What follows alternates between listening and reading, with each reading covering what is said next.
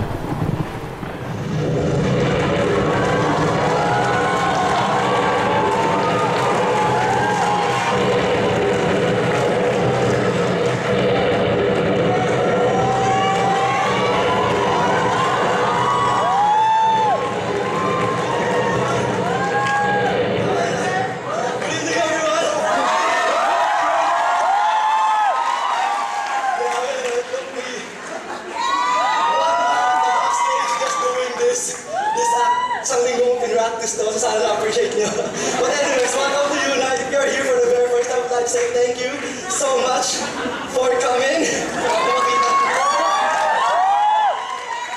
And Unite is actually happening every Friday night. Okay, sabi mo naman sa katabi mo, Friday night is your night. Alright, we are actually on a series titled Marvel, walang title ayun. Marvel, and the goal of this series is for us to be able to know, identify, and understand the smoke machine. For us to be able to know, understand, and of course, have a deeper understanding somehow of our significance. And we are saying that all of us here, whether you like it or not, whether you look powerful or not, whether you don't feel like you are significant. Sabi mo sa katabi mo, you are significant. We all are significant here in this place. And for us to be able... Oh, I forgot, by the way, I need to introduce myself. Thank you so much. Dala ako ng dala, di ba ako nagpap? Sino ba yung saraulong yun? My name is Percy, okay? I graduated from the best university in the Philippines.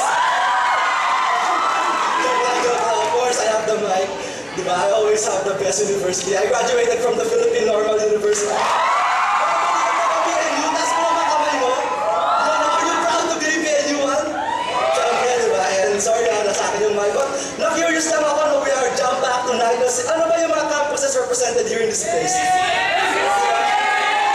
Sa inyo, diba? Meron ba dito mga taga-Intramuros, taga-PLM? Meron ba yun? Dami mo ate, di ba? Apat ka. Diba? Meron ba dito mga taga-Lyceum? Di ba? Present, sir. Ako po yun, di ba? What about from Mapua? Meron bang from Mapua dito? Yes, madami din, no? Detran? Yes, grabe. Kilala ko itong mga to, ah. Ito yung mga tambay dun sa fishbowl dun sa... Okay, di ba? Meron ba dito from UP Manila? Yun, syempre, hindi pa patalo. Ang De La Salle University? Campus. The others, joke lang. Of course, before we start, I just want to take this time to really appreciate yung mga gumawa ng kalokohan sa akin. Ito, yung Kids Church. Thank you dun sa nasira yung breastplate. Tsaka yung tela ni Aling, pakisauli ng mga kaya. Alam niyo, sabi nung binigay sa akin itong topic na I'll be preaching about Thor, sabi ko, sigurado ba kayong ako mag-preach ng Thor? Kasi mukha akong Sailor Moon, di ba?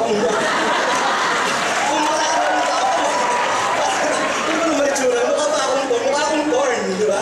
Mukha akong tinik. Sabi nga nila, sobrang perfect daw. Para semblance ko yung hammer, yung Thor.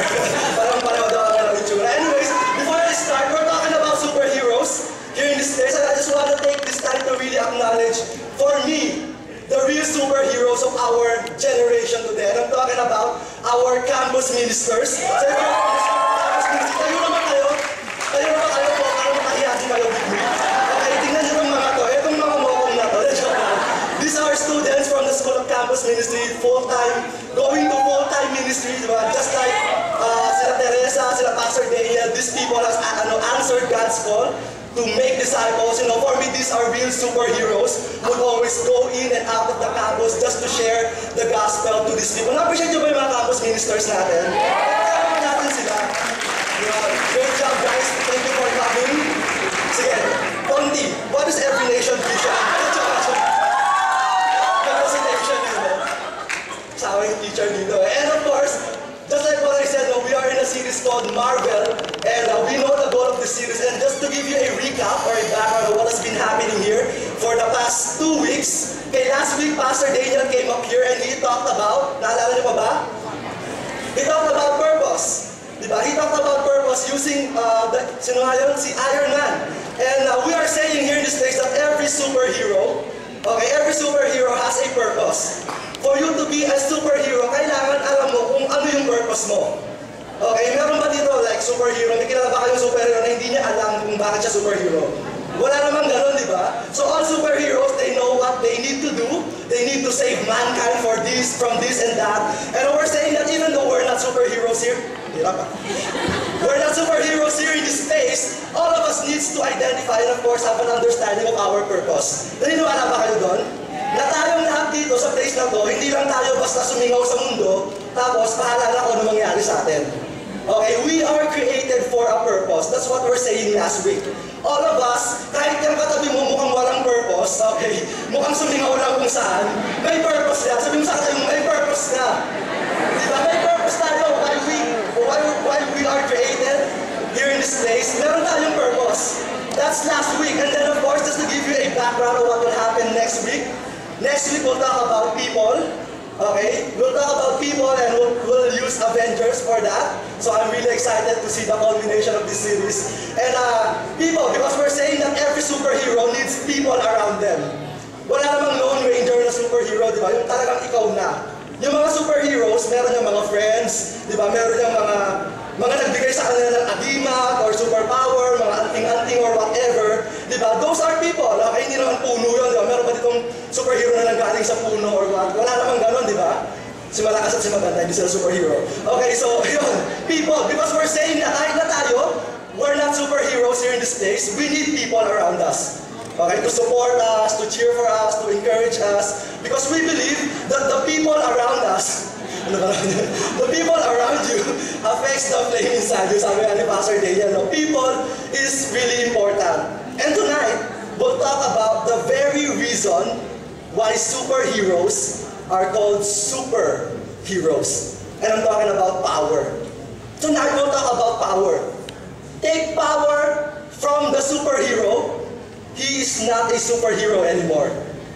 What makes a superhero super is because of the power. Naniniwala ba kayo doon? Lahat tayo, di ba? Alam natin yung kaya nga siya superhero, di ba? Dahil may power siya. If Superman, wala na siyang power, superhero pa ba siya? Hindi na.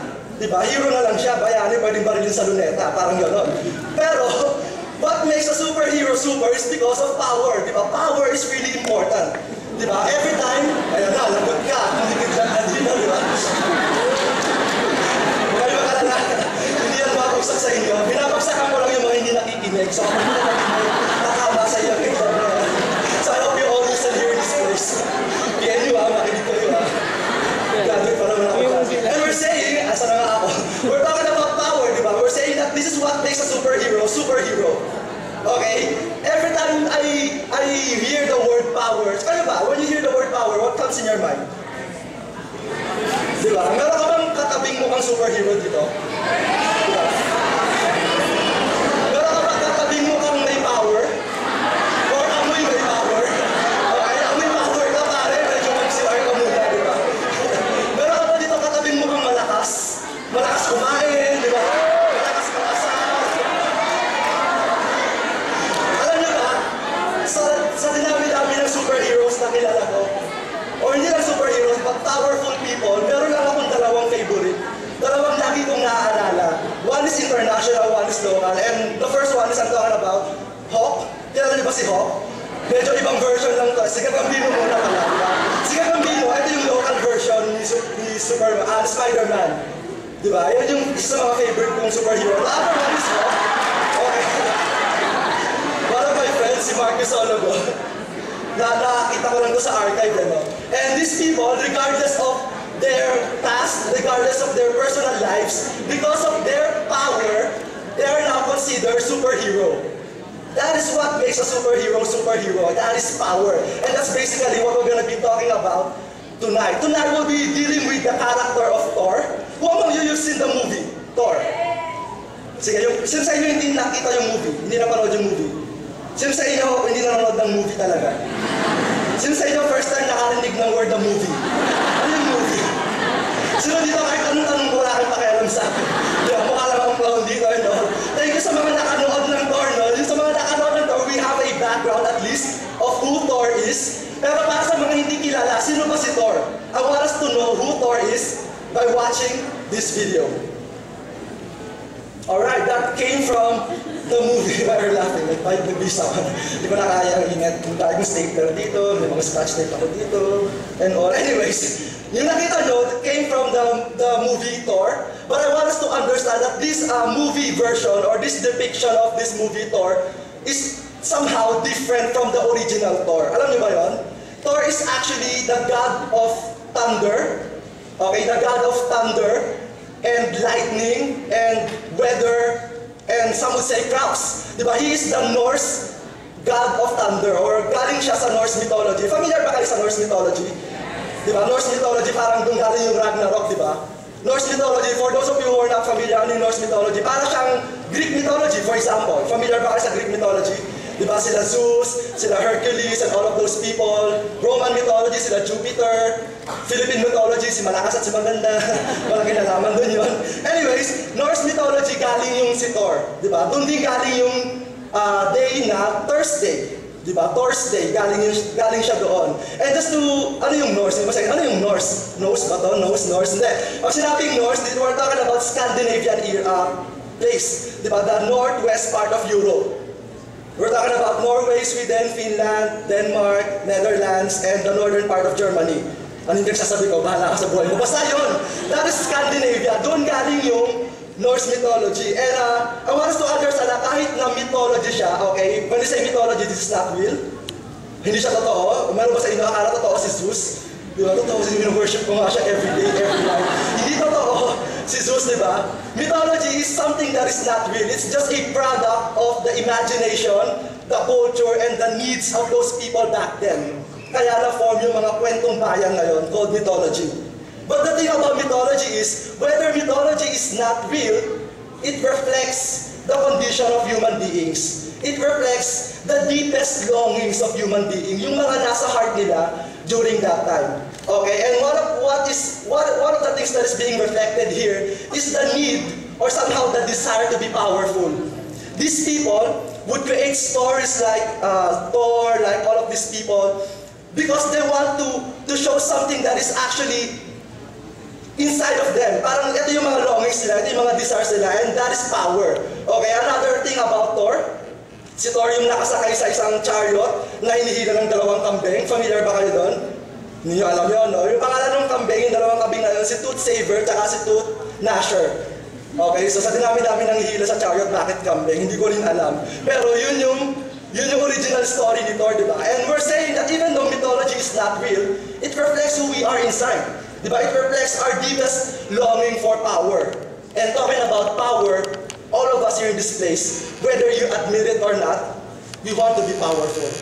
There is a longing for us to be powerful. We are attracted to power.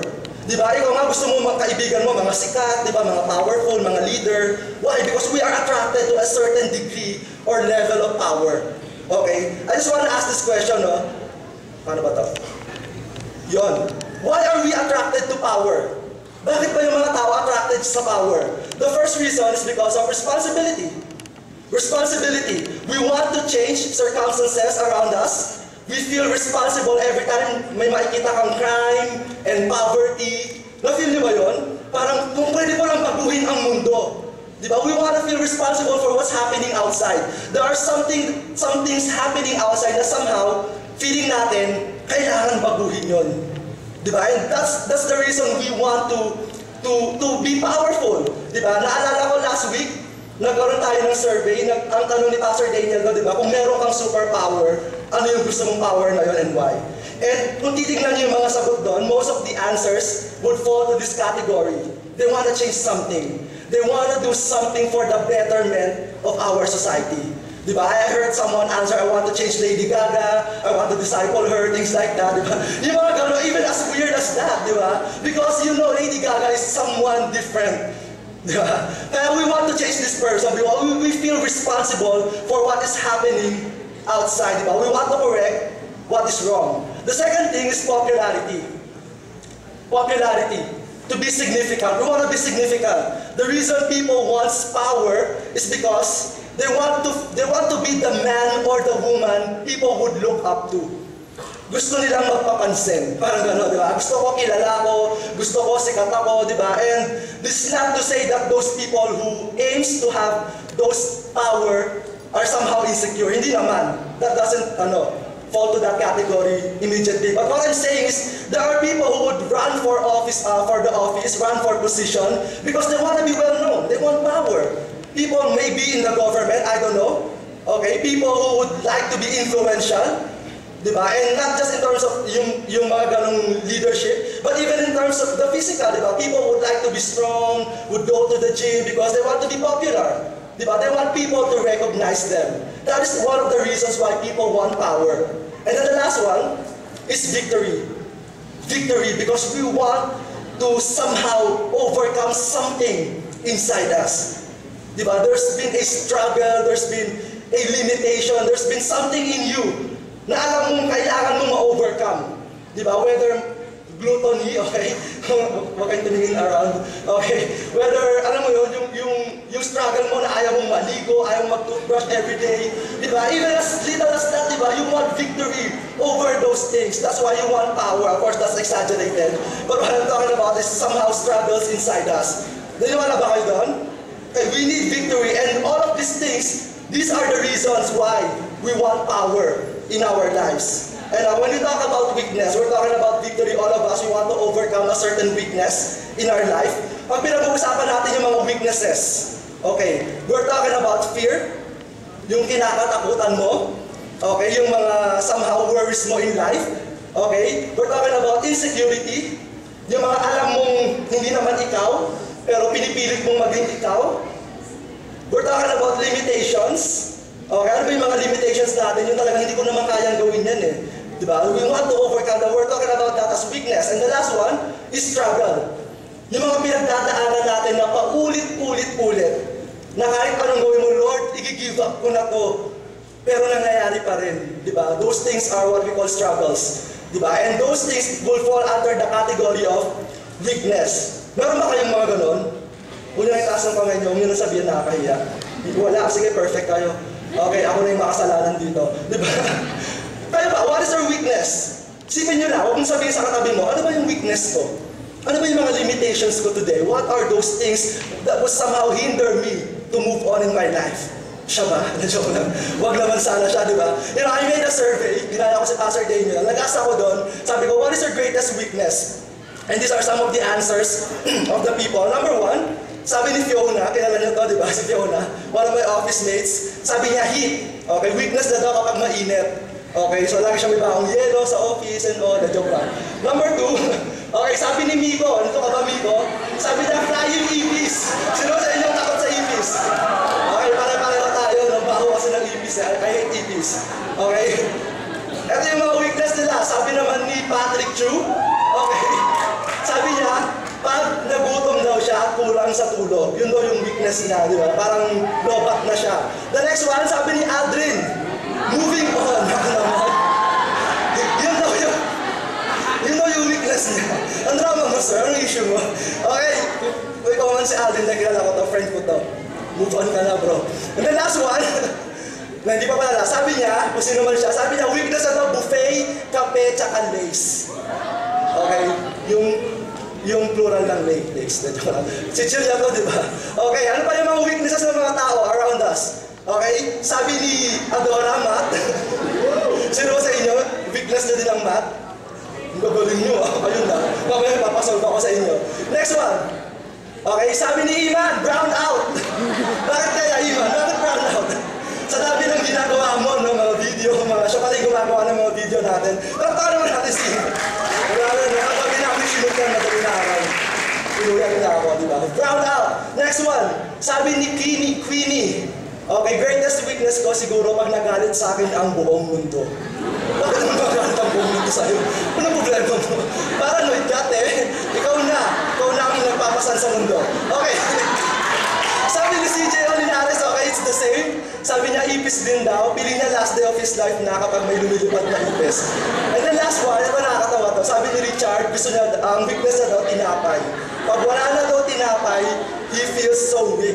Because the Bible says the bread of life is Jesus. Kaya,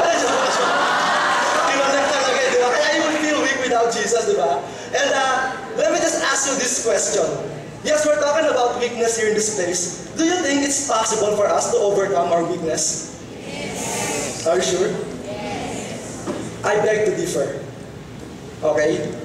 I just want you to know that left on our own, it's not possible for us to overcome our weaknesses. But the good news is, the Bible talks about a way wherein we can overcome our weakness. Not on our own, but on this power that is inside of this word.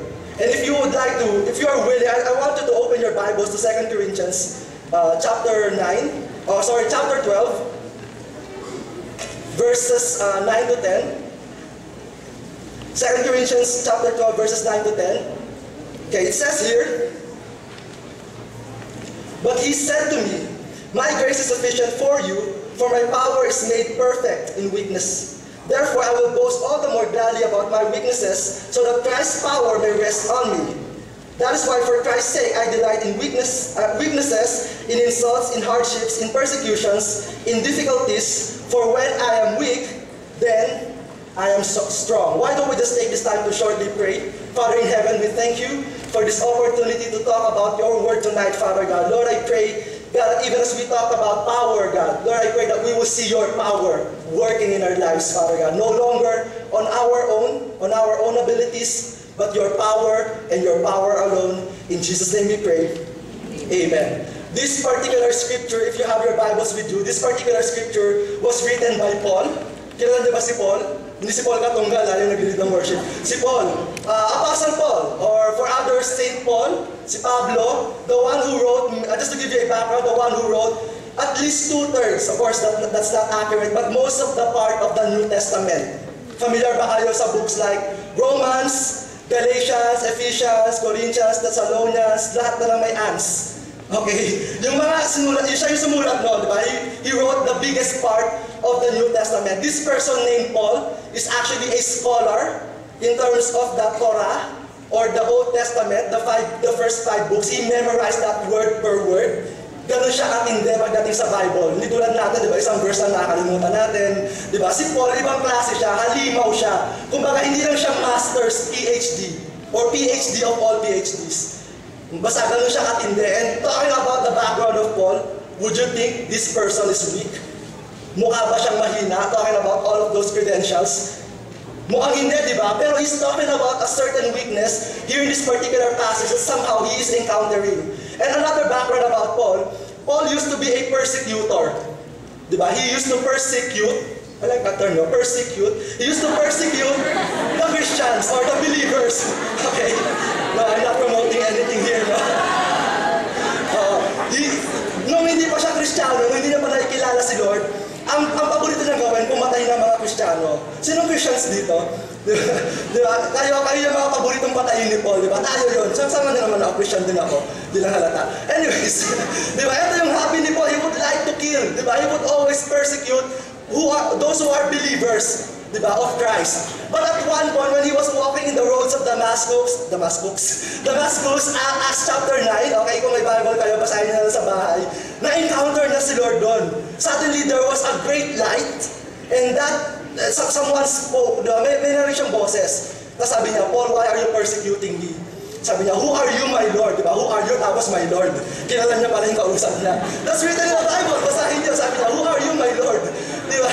And from then on, after that, nabulag siya. Okay, then na-restore yung sight niya. Why am I saying this? Later, I'm driving home a point, ha? Tapos, na-meet na si Ananias. Okay, parang yung victory group leader mo ngayon. Yung nag-reach out sa'yo. Kung hindi ka pa mukhang na-reach out, mamaya may mag-reach out sa'yo. Okay, ito yung taong kinukulit ka, di ba? One-to-one tayo, small group tayo. Parang ganon. Parang ganon si Ananias. Di ba? Meron pa ditong naging small group, life group, victory group. Di ba? Taas naman yung kamay nyo. Yan yung mga makukulit. Yan yung mga Ananias natin, di ba? They would talk to people about life group, about small group, and all of that. And after that, Paul had an encounter with Jesus. Paul, somehow, parang natanggal yung blindness niya, natanggal yung scale sa mata niya, nakakita na siya, and after that, he started serving God. Okay, nasundan niyo yung kwento? Sige, he started serving God. And then after that, he went to different places, preached the gospel of Christ with so much power, para kung tuloy siya sa mga pinakamagaling sa Bible, pinakamagaling sa New Testament. Kung ako lang yun ha, feeling ko lang magaling siya. Paborito ko kasi siya. But because of that, even though he talked about all of those credentials, he would always say, especially in this particular chapter, in this particular verse, that he's encountering a weakness, a certain weakness in his life. And some of you might have an idea, ano ba itong weakness na pinagdadaanan ni Paul dito? Pwede ko bang tanongin yung school, pupunta ko ng bola, what do you think is the weakness of Paul? Hindi naman pwede, di ba? Walang klase ngayon. Di ba? Pero, etong si Paul, hindi kayo makarelate ng mga students kasi sila sa school eh. Oo, school. Kasi student nga eh. Nasa school pa lang. Di ba kasi yung student pa nasa school eh, no? Nakatambay doon, no? Ikaw yung magbago ka na. Cutting classes. Anyways, we're talking about Paul here, and itong weakness na to, somehow clueless yung mga tao about this. Some scholars would say na itong weakness daw na to is actually a partial blindness. Okay, medyo malabo daw yung paningin niya, medyo bulag daw siya, parang ganon. That's the reason why he would write big letters daw pag nagsusulat siya. And it was actually an effect of that encounter he had when he was walking in the roads of Damascus. Okay, di ba? There was a great light, he encountered Jesus, and because of that, nabulag siya. After nun daw, sabi ng mga scholars, hindi na daw ganun kaganda yung paningin niya. The people would say that's one of the weaknesses of Paul. Other people would say it's not that. Other people would say it's actually a spirit that would torment Paul every time he would preach the gospel. Spirit, parang mumu, parang gano'n, parang alimaw, gano'n. Pero hindi siya nakikita kasi spirit nga. Pag nakita mo, hindi na siya spirit. Di ba? Parang gano'n daw siya, di ba? There would always be a spirit that would torment Paul every time he would desire to preach the gospel to different places. And he was, whether it's a spirit or it's partial blindness, hindi natin concern yun. Our concern here is that Paul had a weakness in his life. Diba? And he was crying out to God, Lord, take this weakness away from me, diba? Take this thorn. Sabi na dito, thorn. Kung titignan niyo yung Acts, yung 1 Corinthians chapter 12, yung title niya, kung NIV yung ginagamit mo, nakalagay doon, Paul and Thor. Diba? Kaya nga si Thor pinag-uusapan natin dito eh. Hindi, joke lang. Paul and his thorn. Okay? Sabi niya, there's a thorn that God has given, that the enemy has given him. Okay? Yung thorn na yon, some people would say it's blindness, some people would say kung ano-ano man yun, but regardless of whatever that is, Paul had a weakness. And he was crying out to God, Lord, take this weakness away from me. 3 times he would plead for God to take that. Have you ever had those prayers in your life? Parang, Lord, tanggalin mo na itong weakness ko. Di ba, Lord, tanggalin mo na yung math sa curriculum. Parang gano'n. That's one of my weaknesses. Parang, Lord, alam ko, one of my weakness, sobrang gwapo ko, Lord. Tanggalin mo na yung, huwag naman, di ba? Tanggalin mo mukha ko, Lord. Pangit ang gwapo mo mukha ko, di ba? Di ba? Ano ba yung mga weaknesses natin ngayon? Have you ever asked those prayers before God? Lord, take this weakness away from me. You know what? Paul had that kind of prayer. My grace is sufficient for you. That's really interesting because Jesus didn't say yes. He didn't even say no. Parang, Lord, tanggalin mo tong weakness na to. Hindi sinabi ni Jesus, okay, sige, tanggalin mo yung weakness mo, go ahead. Hindi ganon. On the other hand, hindi rin sinabi ni Jesus, no, I won't take that away from you. You can do it. You're the man. Hindi ginawa ni Jesus yon. Okay? He didn't say yes and no. Why? Because if he says yes or no, it will be all about you. No, I won't take it away kasi kaya mo naman eh. It will be about Paul's ability to overcome. That's man-centered. But Jesus surprisingly answered here, my grace is sufficient for you. My grace is sufficient for you. What Jesus is saying here is that it's not about your abilities to overcome, but it's my grace that will make you overcome. Because God wants us to depend on Him in terms of our weaknesses. Many of us, I'm guilty at times, I would always battle with my weaknesses on my own. Diba? I would make a plan, ganito gagawin ko, iiwas ako sa mga ganitong lugar, iiwas ako sa mga ganitong tao. It's all about what I can do. I never even ask God to help me overcome my weakness. Diba? God wants us to depend on Him in terms of our weaknesses. What about us tonight? What are those weaknesses you have? I hope and I pray that you will have a realization, an understanding that's only by God's grace that we can overcome our weaknesses. It's only by God's grace. Kahit anong pray mo, Lord, ang galing mo na yung School of Campus Ministry, ang dami-dami naming paper kay Percy, parang gano'n, di ba? Tatlo lang naman. Di ba? Kahit anong, Lord, ang galing mo na yung ganito, Lord, I want to overcome this. Di ba? But every day you pray, you would ask God for Him to take away your weakness, pero every time you would keep on falling, you would keep on struggling on that same area, maybe because you're doing it on your own. Maybe because you're battling on your own. God wants you to depend on Him. God is saying here, His grace is sufficient for all of us. In fact, the word sufficient means enough. The word sufficient means enough. He didn't say, my grace is a supplement for you. Ano niyo ba yung supplement? Di ba? Nag-take ba kayo ng galon? Huwag naman, bata pa kayo. Di ba, mga food supplement, mga, alam mo yun, mag-exercise ka, pero pag ininom mo ito, papayag ka daw. Pero kailangan mo mag-exercise. That's what we call supplement. Di ba? It helps you to do something or to encounter, to have a certain result. Pero, that pill is not enough. Pag uminom ka ng pill, papayag ka ba bigla? Kinabukasan, pwet ko na, grabe. May ganun ba dito? Magic yun. Walang ganun because it's called supplement. Pag tinake mo yung pill na yun, kailangan mong mag-exercise, di ba? Kailangan mong kailangan mong mag-gym, kailangan mo sa pa. Di ba? Kailangan mong gawin lahat yun. That's actually a supplement. That pill will not make you whatever you want to happen in your life. Will not give you whatever you desire immediately. Kaya nga siya supplement eh. It goes along with something else. But the grace of God is not a supplement. Most of us, when we pray, Lord, take this away from me. After mo mag-pray, self-effort mo na. Partner tayo, Lord, ikaw gagawa nito, ako gagawa nito. Hindi mo nga kaya, kaya nga, grace is sufficient. It's not a supplement. God's grace is enough for us, the Bible says. God is not giving us another option na, sige, tutulungan kita, tapos gawin mo din to. Tulungan mo din sarili mo. Kasi diba, God helps those who help themselves. Ha? Saan galing yun? Galing ba sa Bible yun? No, you cannot help ourselves. We are helpless. That's the point. We are all helpless here in this place. That's why we need God's grace for us to overcome our weaknesses. Diba? Talking about sufficiency, I hope that all of us, every time you would think of your struggles, every time you would think of your limitations, you would always ask God, Lord, I know you have overcome these things. Lord, help me overcome. Help me live out that kind of life with freedom, with victory over those things. Okay, and then the next thing, God says here, my grace is sufficient for you, for my power. Okay, bakit ko hinighlight yung my power? Because God is talking about His power, not our power. When we say power, we're talking about ability. Okay, we're talking about what we can do. That's actually power. Diba? The power to do something. And God is saying here in this place that it is His power that will make you overcome, not your power. Kahit ilang beses mong gawin yan, kahit paulit-ulit mong gawin yan, that will not make you overcome your struggle. Because it's not your power, but God's power. My power is made perfect in weakness. When we talk about made perfect, okay, galing siya sa Greek word na teleitai, hindi tagaytay, teleitai, which means complete, not partial. Okay, God's grace is complete. His power is complete. Okay, how dare us, including me, think of my own ways, think of my own reasons, think of my your own plan for me to overcome something without asking God for it. Diba? It is God's power that is made perfect, that is complete in us.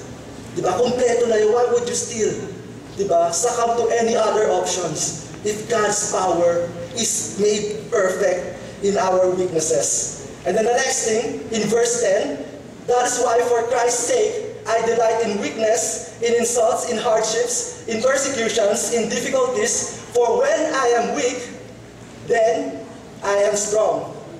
We all heard of this statement, right? Alam natin tong statement na to. But if you will try to look at that particular line, for when I am weak, then I am strong. Paano nangyari yon? Weak na ako tapos strong ako. Di ba? Kapag mahina ako, malakas ako. Ano nangyari? Hindi ko naintindihan. Sino sa inyo na-try tanong niyo yun? Paano yun pag mahina ako, malakas ako? Ang labo naman nun, di ba? Paul is saying here, di ba, that the starting point of having God's power in our lives is by acknowledging that we are weak, that we are limited. Okay, the first thing that we need to do is to acknowledge, I can't do it on my own. I am limited. My power is not enough.